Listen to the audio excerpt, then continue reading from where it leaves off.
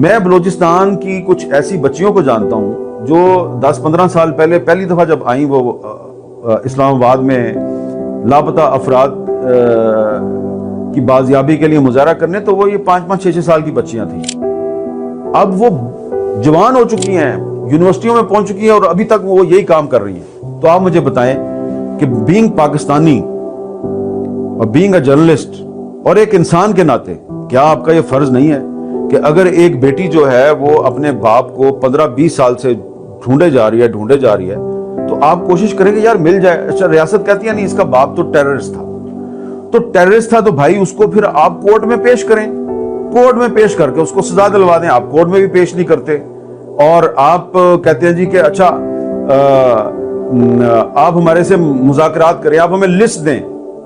یہ میں اب آپ کو خود واقعہ بتا رہا ہوں جس کا میں خود عینی شاہد ہوں، میں بھی اس پروسیس میں شامل تھا.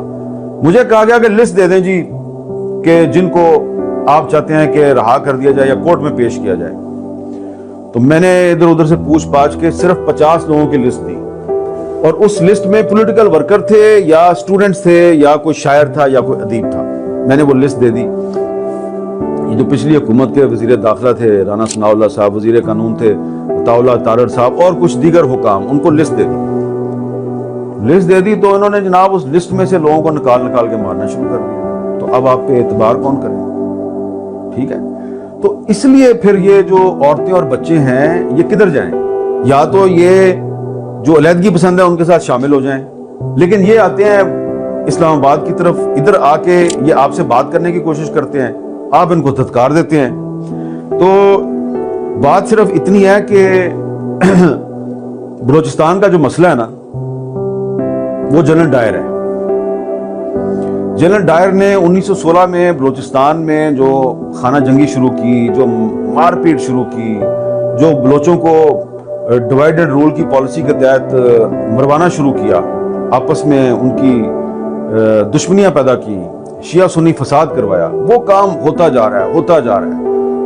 خان افقلات نے کوشش کی پاکستان کے ساتھ چلے، اکبر بگٹی صاحب نے، خیر بخش مری صاحب نے، سب نے کوشش کی پاکستان کے ساتھ چلے. لیکن مسئلہ یہ ہے کہ پاکستان میں جینوئن ڈیموکریسی نہیں آتی. کبھی ایوب خان آ جاتا ہے، کبھی یحییٰ خان آ جاتا ہے، کبھی جنرل ضیاء الحق آ جاتا ہے، کبھی جنرل پرویز مشرف آ جاتا ہے، اور پھر یہ آ کے بلوچستان میں اپنے فیورٹس جو ہیں وہ تلاش کر لیتے ہیں اور ان کے ذریعے بلوچستان کو چلانے کی کوشش کرتے ہیں. تو اگر اس طرح سے اگر آپ اپنے ہینڈ پکڈ لوگ جو ہیں ان کے ذریعے بلوچستان کو چلانے کی کوشش کریں گے تو بلوچستان تو نہیں چلے گا. تو بلوچستان جو ہے وہاں پہ آپ کو ایک جینوئن ڈیموکریسی جو ہے وہ دینی ہے، حقیقی جمہوریت دینی ہے.